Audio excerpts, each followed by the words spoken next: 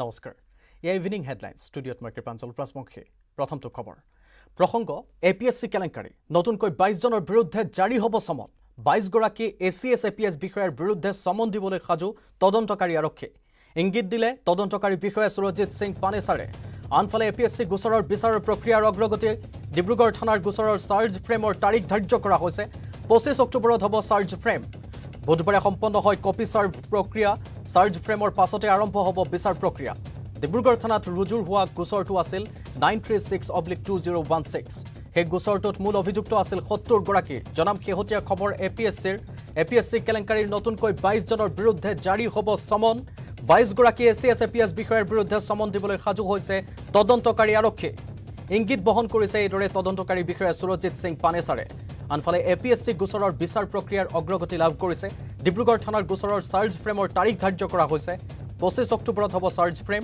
বুধবাৰে সম্পন্ন হয় কপি চাৰ্ভ প্ৰক্ৰিয়া চাৰ্জ ফ্ৰেমৰ পাছতে আৰম্ভ হ'ব বিচাৰ প্ৰক্ৰিয়া ডিব্ৰুগড় থানাত ৰুজু হোৱা গোচৰটো আছিল 936/2016 সেই গোচৰটোত মূল অভিযুক্ত আছিল 70 গৰাকী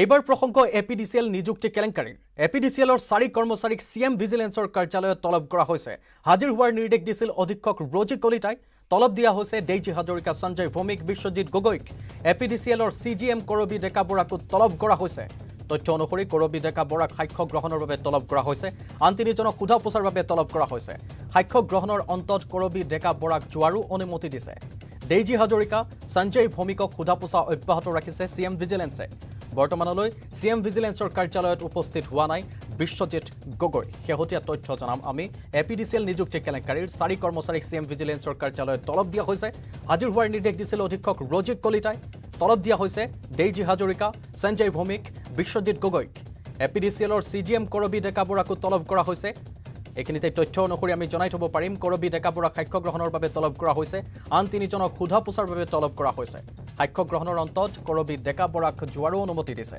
ডেইজি হাজৰিকা সঞ্জয় ভৌমিকক সোধা পোছা অব্যাহত ৰাখিছে বৰ্তমানলৈ সিএম ভিজিলেন্সৰ কাৰ্যালয়ত উপস্থিত হোৱা নাই বিশ্বজিৎ গগৈ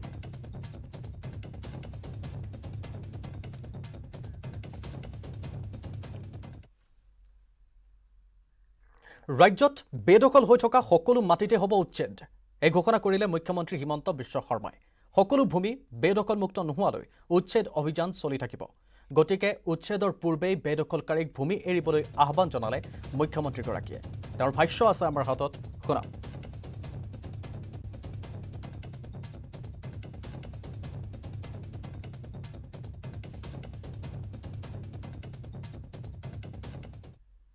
উচ্ছেদটো কোনেও বন্ধ কৰিব নোৱাৰে উচ্ছেদটো চলি থাকিব মোৰ এটাই অনুৰোধ ৰাইজলৈকে যে পুলিচ কিয় যাব লাগে যদি মই জানো যে মই এই ধৰণে মাটি লৈ আছোঁ য'ত ফৰেষ্ট হওক মন্দিৰ হওক সত্ৰ হওক এইবিলাকৰ মাটি মই দখল কৰি আছোঁ মই নিজেই আঁতৰি যাব লাগে এই কথাখিনি সকলোৱে বুজি পালে নিজেই ভাল মায়ঙৰ ঔগুৰি চাপৰিটো ভূমি বেদখল হৈছে ঔগুৰি লুইটপৰীয়া নামঘৰীয়া কৃষক সমবায় সমিতিৰ ভূমি অবৈধভাৱে দখল হৈছে নিতৌ একাংশ সন্দেহজনক লোকে সাজিছে তাত ঘৰ কৰিছে খেতি বাতিও যাক লৈ এতিয়া তীব্ৰ চাঞ্চল্যৰ সৃষ্টি হৈছে মায়ঙত যি সময়ত চিপাঝাৰ গৰুখুটিত অবৈধ বেদখলকাৰীৰ বিৰুদ্ধে উচ্ছেদ অভিযান অব্যাহত আছে ঐতিহাসিক মায়ঙৰ ঔগুৰিৰ ভূমিও বেদখলমুক্ত কৰিবলৈ স্থানীয় লোকে আহ্বান জনাইছে অন্যথা পৰিস্থিতি ভয়ংকৰ হোৱাৰ সন্দেহ প্ৰকাশ কৰিছে স্থানীয় লোকসকলে প্ৰশাসন মোতায়েন কৰা হৈছে প্ৰশাসনৰ লোক আৰক্ষী অৰ্ধ সামৰিক বাহিনীৰ লোককো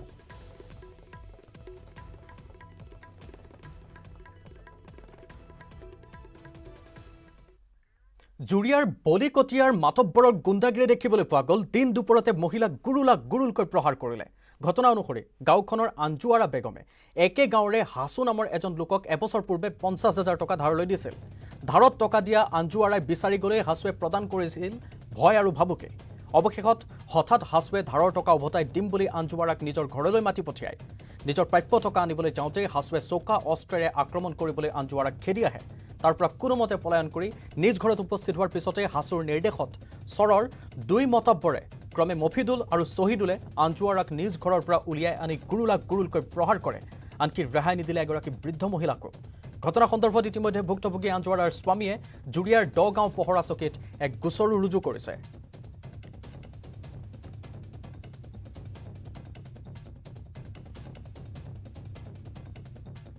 তাৰপিছত আজি 1.5 বছৰমান হ'ল আমাৰ পইচাখিনি নিদিয়ে, আজি দিব কালি দিব এনেকৈ কৰি মোক ঘূৰাই আছে। তাৰপিছত ৰাতিপুৱা 8টাৰ সময়ত সি কৈছে পইচাখিনি তই আজি দিম। তাৰপিছত দুপৰীয়া আবেলি মই ভাত চাত খোৱা নাই, তেতিয়াহ'লে সি আমাৰ মাতিছে। তাৰপিছত চহৰৰ পৰা মইদুল আৰু এটা মানুহ আছে, এই দুটা মানুহ 3জনী মানুহ তাৰ ঘৰত গুণ্টা পাতি আনি থৈ দিছে। মই নাজানো, মই পইচা মাতিছে গৈছোঁ, গৈ পেলাই আমাৰে ডিঙিৰ পৰা লগাই দিলে ডিঙিত। তাৰপিছত মই চিঞৰি বৰি কৰি আছোঁ, তাৰপিছত আমি দৌৰি আহিলোঁ। তাৰপিছত আৰু মহিদুলে আৰু শহীদুল ইয়াত দৌৰাই আনি আমাৰ ঘৰত দৌৰাই লৈ আহিছে, দাও লৈ দৌৰাই লৈ পেলাই তাৰপিছত ঘৰত আমাক মাৰিলে, চুলত ধৰি হাত মাৰিলে, আকৌ চেচৰা আনিলে। দিছপুৰত অবৈধ নাগৰিকৰ প্ৰৱেশ আৰু ভূমি বেদখল সম্পৰ্কত বিধায়ক অতুল বৰাৰ বিস্ফোৰক ভাষ্যৰ পিছতে সুস্বাৰ হৈছে বিভিন্ন দল সংগঠন। চিপাঝাৰৰ গৰুখুটিত চলা উচ্ছেদৰ পিছতে দিছপুৰ সমষ্টিৰ বিভিন্ন স্থানত সন্দেহজনক নাগৰিকৰে ভৰি পৰিছে। সোণাপুৰতো হাজাৰ হাজাৰ সন্দেহজনক নাগৰিকে ভূমি দখল কৰিছে। অবৈধ বেদখলক লৈ আছুৱে প্ৰতিক্ৰিয়া প্ৰকাশ কৰাৰ পিছতে এইবাৰ অবৈধ নাগৰিকৰ বিৰুদ্ধে সুস্বাৰ ডিমৰীয়া জিলা ট্ৰাইবেল সংঘ। ট্ৰাইবেল সংঘৰ ভূমি বেচা কিনাত একাংশ দালাল তথা বিষয়া জড়িত থকাৰ অভিযোগ উত্থাপন কৰিছে ডিমৰীয়াৰ দল সংগঠনে।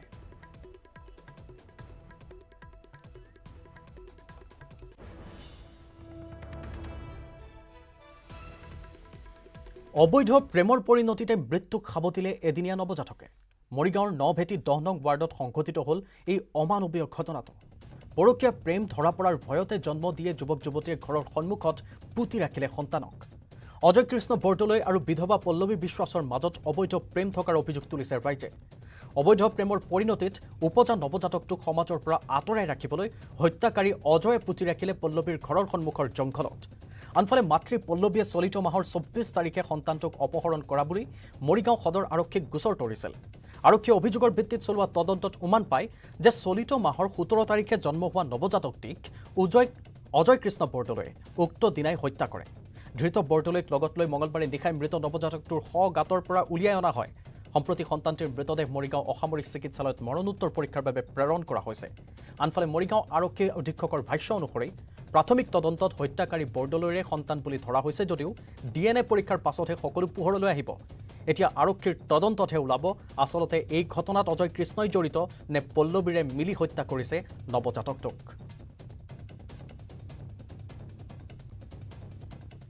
मोरीगांव थाने में 24 को एक खबर मिला था कि 17 को एक लेडी का बच्चा जो न्यूबॉर्न बेबी है उसको किसी ने मतलब उठा लिया और हो सकता है कि मार दिया करके। तो एक केस रजिस्टर हुआ था एंड इसका इन्वेस्टिगेशन जब चला तब पता चला कि जो अक्यूज पर्सन है वो ये लेडी का ही रिलेटिव है। उसने बच्चा को उठा के कहीं मार के उसको दफना दिया। तो जो अक्यूज्ड है उसी ने हमें जगह दिखाया जहां न्यूबॉर्न बेबी को मार के दफना दिया है। तो मजिस्ट्रेट के प्रेजेंस में कल रात को बेबी का बॉडी को उठाया। तो अभी इंक्वेस्ट एंड पोस्टमार्टम के लिए बॉडी को भेजा गया है। আজি বিশ্ব হৃদ দিৱস। সমগ্ৰ দেশ তথা অসমৰ বিভিন্ন প্ৰান্তৰ লগতে গুৱাহাটী মহানগৰীতো উদযাপন কৰা হৈছে এই দিৱস। আজিৰ এই বিশেষ দিনটোৰ লগত সংগতি ৰাখি মহানগৰীৰ হায়াত হাস্পতালত উদ্বোধন কৰা হয় হাৰ্ট ফেইলাৰ ক্লিনিক। মহানগৰীৰ আগশাৰীৰ হাস্পতালখনৰ এই ক্লিনিকখন উদ্বোধন কৰে অসম চৰকাৰৰ স্বাস্থ্য বিভাগৰ মুখ্য সচিব অনুৰাগ গোয়েলে। হৃদৰোগীসকলৰ মনোবল তথা সজাগতা বৃদ্ধিৰ উদ্দেশ্যে এই ক্লিনিক উদ্বোধন কৰা হৈছে। উত্তৰ পূৰ্বাঞ্চলত প্ৰথমবাৰৰ বাবে স্থাপন কৰা এই হাৰ্ট ফেইলাৰ ক্লিনিকে হৃদৰোগীসকলক যথেষ্ট উপকৃত কৰিব বুলি তেওঁ মত পোষণ কৰে। আজিৰ এই অনুষ্ঠানত অতিথিৰূপে উপস্থিত থাকে বিশিষ্ট হৃদৰোগ বিশেষজ্ঞ ডক্টৰ চিন্ময় মজুমদাৰ, ৰাজীৱ ভট্টাচাৰ্যকে প্ৰমুখ্য কৰি বহুকেইগৰাকী চিকিৎসক।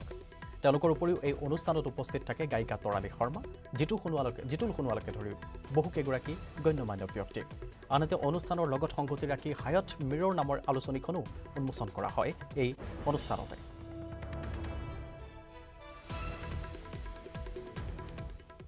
ৱৰ্ল্ড হাৰ্ট ডে বিশ্ব হৃদৰোগ ৰোগ উপলক্ষে আমি আজি এই ডেটো আমি উদযাপন কৰিলোঁ। আৰু আমাৰ এটা ডাঙৰ এটা পৰিকল্পনা আছিল। Doctor Chinmoy Majumdar HOD cardiologist and director হায়াত হাৰ্ট চেণ্টাৰ, তেখেতৰ এটা বহুদিনীয়া পৰিকল্পনা আছিল যে এটা হাৰ্ট ফেইলাৰ ক্লিনিক এখন উদ্বোধন কৰা।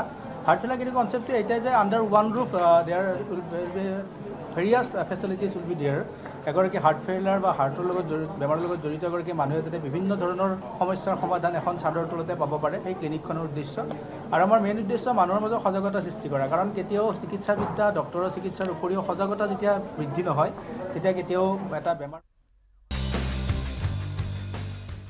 नमस्कार, हमारे इस खास बुलेटिन में आपका स्वागत है। मैं हूं चंद्रशेखर जोशी और मेरे साथ हैं मेरी सहयोगी सोनू।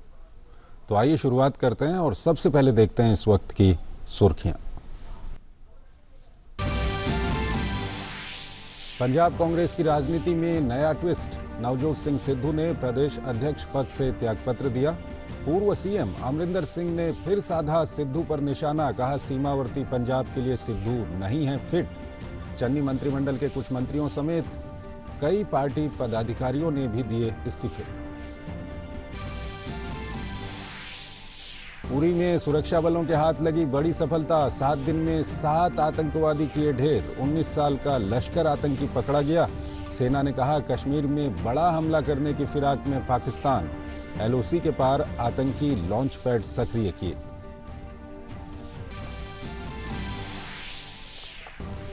देश में कोविड-19 वैक्सीनेशन का आंकड़ा 87 करोड़ के पार पहुंचा। तमिलनाडु में आगामी 1 नवंबर से दोबारा स्कूल खोलने का निर्णय।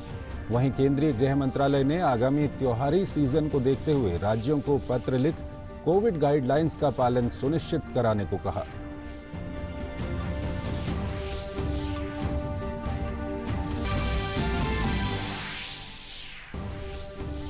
चीन में भयंकर बिजली संकट। देश का औद्योगिक क्षेत्र संकट में। गोल्डमैन सैक्स ने कहा विद्युत संकट के चलते चीन की 44% औद्योगिक गतिविधियां प्रभावित होने का अनुमान।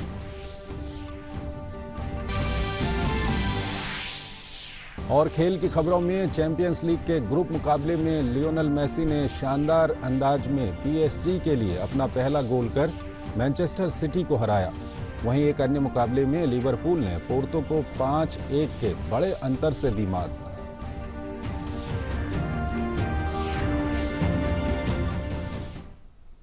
और आइए अब खबरों को विस्तार से देखते हैं। पंजाब में नवजोत सिंह सिद्धू ने मंगलवार को कांग्रेस प्रदेश अध्यक्ष पद से इस्तीफा दे दिया। उन्होंने कहा है कि वो पंजाब के भविष्य और उसके कल्याण के एजेंडे पर कोई समझौता नहीं कर सकते हैं।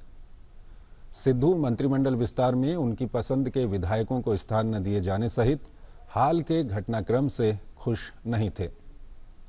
नवजोत सिंह सिद्धू ने कांग्रेस पार्टी की कार्यकारी अध्यक्ष सोनिया गांधी को एक चिट्ठी लिखकर अपना इस्तीफा सौंप दिया।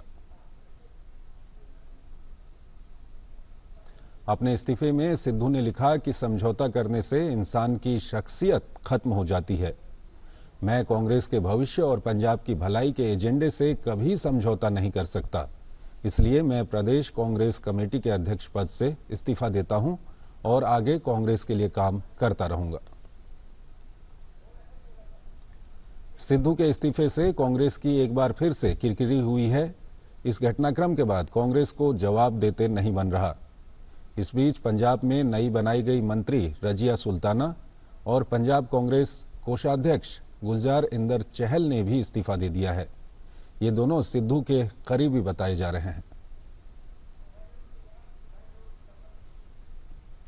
सेना ने बताया है कि उत्तर कश्मीर के बारामूला जिले के उरी सेक्टर में नियंत्रण रेखा के पास घुसपैठियों के खिलाफ 1 सप्ताह से अधिक समय से की जा रही कार्रवाई खत्म हो गई है। इस दौरान 7 घुसपैठियों को मार गिराया गया है और 1 को जिंदा पकड़ा गया है। इस दौरान 7 AK सीरीज के हथियार, 9 पिस्टल और रिवॉल्वर और 80 से अधिक ग्रेनेड जब्त किए गए। आतंकियों के पास से पाकिस्तानी करेंसी भी मिली। सुरक्षा बलों ने एक आतंकी गतिविधि को नाकाम करने के साथ ही पाकिस्तान से ताल्लुक रखने वाले 19 साल के लश्कर तैयबा के एक आतंकी अली बाबर को जिंदा पकड़ा है। सेना ने कहा है कि पाकिस्तान कश्मीर में बड़ा हमला करने की फिराक में है और इसलिए पाकिस्तान ने LOC के पार आतंकी लॉन्च पैड सक्रिय कर दिए हैं।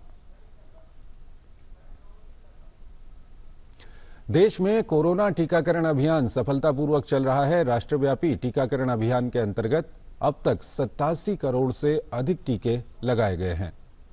टीकाकरण अभियान के 256वें दिन मंगलवार को शाम 7 बजे तक 49 लाख से अधिक लोगों को वैक्सीन दी जा चुकी थी।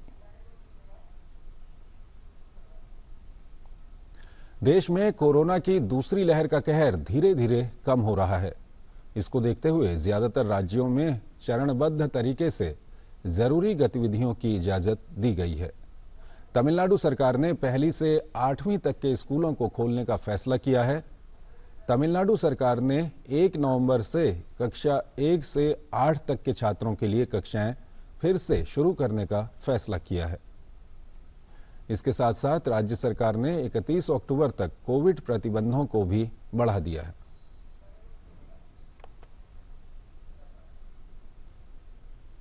इस बीच कोविड-19 के मद्देनजर केंद्र ने राज्यों और केंद्र शासित प्रदेशों को निर्देश जारी किए हैं।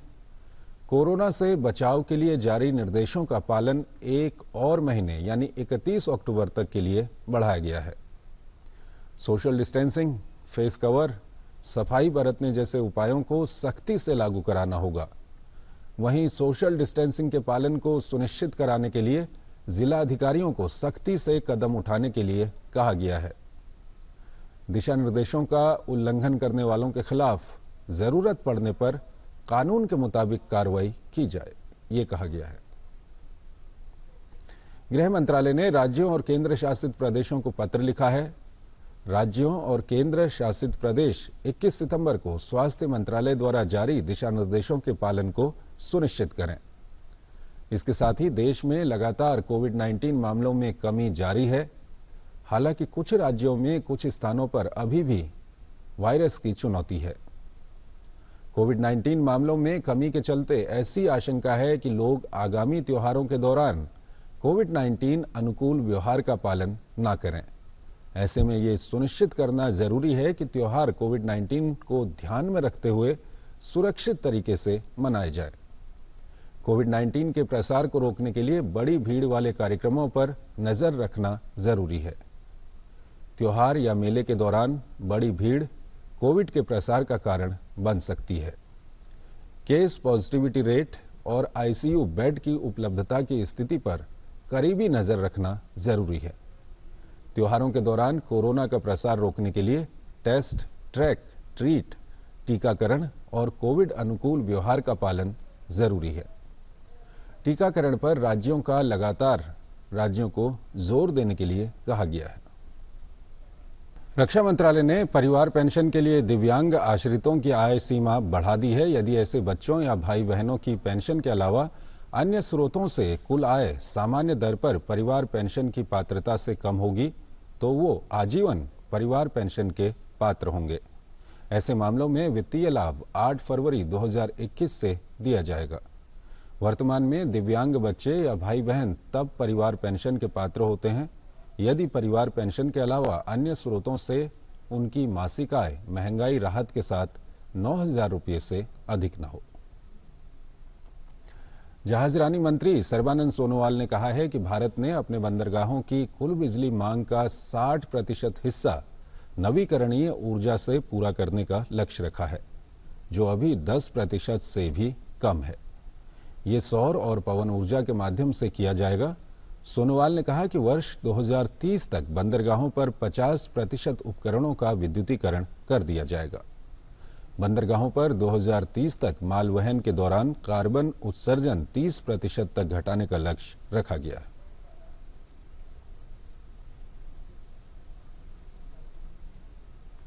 चीन के पूर्वोत्तर इलाकों में शुरू हुआ बिजली का संकट अब बढ़ता ही जा रहा है। हालात यहां तक पहुंच गए हैं कि फैक्ट्रियां, मॉल, दुकानें बंद करनी पड़ रही हैं। कोयले की सप्लाई में आ रही दिक्कतों के कारण चीन के पूर्वोत्तर इलाकों में कुछ दिनों से बिजली संकट पैदा हुआ है, जो धीरे धीरे देश के बाकी हिस्सों को भी प्रभावित कर रहा है। बिजली आपूर्ति संकट की सबसे अधिक मार देश की औद्योगिक गतिविधियों पर पड़ी है। एक अनुमान के मुताबिक चीन की करीब 44% औद्योगिक गतिविधियां इस विद्युत संकट से बुरी तरह से प्रभावित हुई हैं। सबसे अधिक प्रभावित होने वालों में जियांगशू, जेजियांग, ग्वांगडोंग हैं। ये तीनों इंडस्ट्रियल पावर हाउस हैं और चीन की अर्थव्यवस्था में इनका करीब 1/3 योगदान है।